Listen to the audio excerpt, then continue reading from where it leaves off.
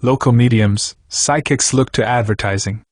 Many Jamaicans still remember Miss Cleo, a Florida woman who used a fake Jamaican accent to urge television viewers who wanted to have their fortunes told to call now, as a telephone number flashed across the screen of popular cable channels. Locals who say they are psychics, mediums or practitioners of Obeah have not yet broken into television advertising, but they are increasingly turning to newspaper advertisements.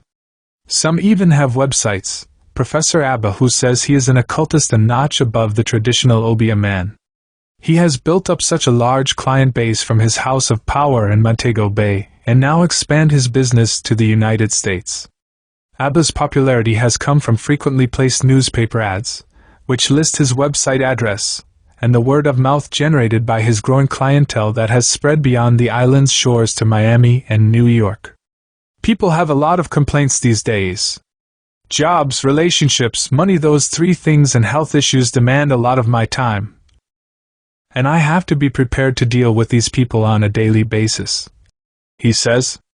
Obeah estimates that more than 4,000 persons from every socioeconomic class and background have sought him out over the past year that he has offered his services from rented office space along Barnett Lane in Montego Bay. In addition to Obeah ads, the astrology section of the classifieds in a recent edition of the Daily Observer included opportunities for free psychic readings between 7 p.m. and 11 p.m.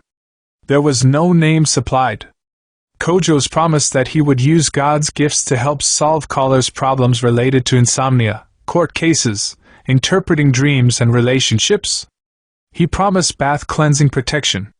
Rev Grace, on the other hand, said that she could remove strong evil influences and restore lost nature. Unlike the old-time Obeah man who relied solely on word of mouth, these modern-day self-proclaimed soothsayers and healers obviously understand the value of advertising their product, even if the ads are small. Obeah said paying for the ads, maintaining his website, covering his rent, as well as the cost of obtaining the various oils, potions, candles, and other tools of his trade, run him about $240,000 a month. His clients pay at least $5,000 for each visit. He shied away from questions about his net earnings and only spoke in general terms when pressed for details about the business side of his operation. It's very expensive to operate House of Power. I think it's one of the most expensive businesses here in my field, he told the newspaper during a recent interview in his office. I import 98% of what I use: pendants, talisman, billfold, handkerchiefs. These things are very expensive. And you face the difficulty of helping people that don't have any money. I never turn back anybody, he said. He added that his daily tasks include preparing, packaging, and sending potions, talisman, handkerchiefs, and other items that he has blessed to those who seek out his services. This, along with counseling and prescribing cures for up to 20 persons a day, earn him hundreds of thousands of dollars each month, much of which, he said, goes back into covering his basic expenses. At first glance, Obeah conjures up memories of the wizards seen on the pages of children's books. During the recent visit, he was draped in a dark, blue robe and matching turban with white prints of the stars and moon. He refused to have his picture taken, or to provide the name on his birth certificate. He would only say his first name is Michael. He said he did 2 years at a wizard school run by a high priest in the U.S. But he refused to supply the name of the school, or even the state where it was located. And even though mainstream religion frowns on much of his practices, Obeah does not believe he is doing anything wrong, at least not from a spiritual point of view. If you asked me if I am an ungodly person, I definitely would tell you no, he said. But one Kingston pastor who frequently teaches on the subject of Obeah in church seminars and conferences, said businesses like Obeah will thrive in Jamaica as long as the law and the church continue to turn a blind eye to them. The majority of the churches in this country do not take seriously the whole area of the occult world or spiritual warfare, said Donald Stewart, the pastor of Covenant Community Church in Portmore. These are spiritual realities. There is a God who we can't see, but you also have demonic spirits. I've discovered that many of the ministries in this country are afraid to confront anything that has to do with spiritual warfare and demonic activity. Obeah has been illegal in Jamaica from as far back as 1760, when any Negro or slave found engaged in the practice would be put to death. These days, the punishment is far less severe. Those found guilty of practicing witchcraft, Obeah, or Milism as it is sometimes called, are liable to imprisonment, with or without hard labor for a period not exceeding 12 months.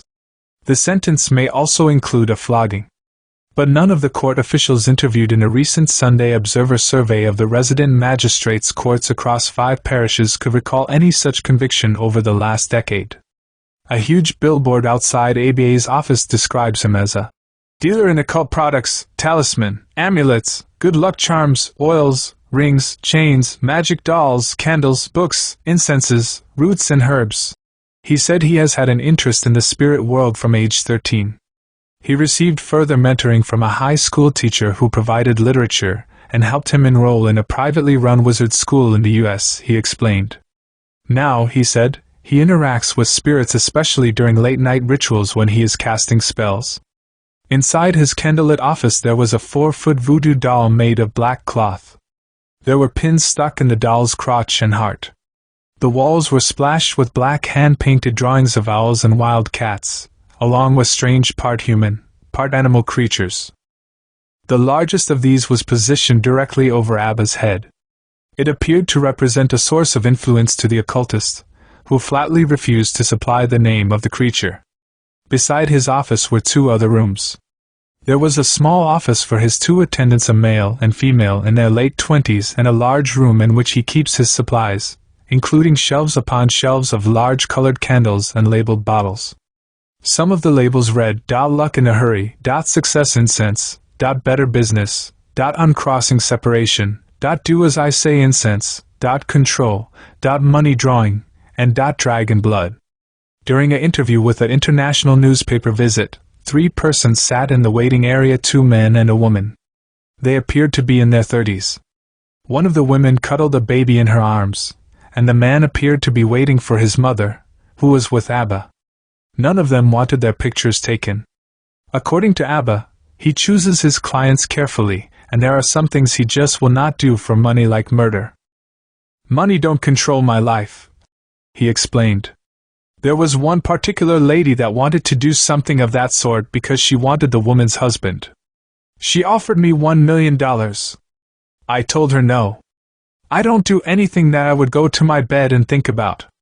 Sometimes, he said, he is asked to remove demons from houses, but this can be dangerous. "I remember one time I went to Westmoreland to cast out some demons by myself and they actually attacked me. There was a lot of that, but I was prepared and I'm not scared. I just did what I had to do," he said. "And I remember one time I went to St. Elizabeth to cast out some spirits, because there were some spirits there throwing out some crows out of a house. I controlled the situation very well. The parish with the greatest challenge is Clarendon," he added. "A lot of people that I work for in Clarendon have curses on them of some sort that need clearance before I actually do my work," he said. "Because I don't really work for people unless I cleanse them, sometimes with baths or certain rituals, which includes dolls and chants, because actually takes away the power from the thing, and the person don't really get the result they want." Join the ranks of those who have harnessed the extraordinary powers of the occult. Contact Professor Michael Abba today and embrace the magic within you. Call now for a consultation. Call 1-876-313-8777 or WhatsApp 1-876-339-8826. Visit our website, www.professorabba.org. Professor Michael Abba, where the mystical meets the miraculous.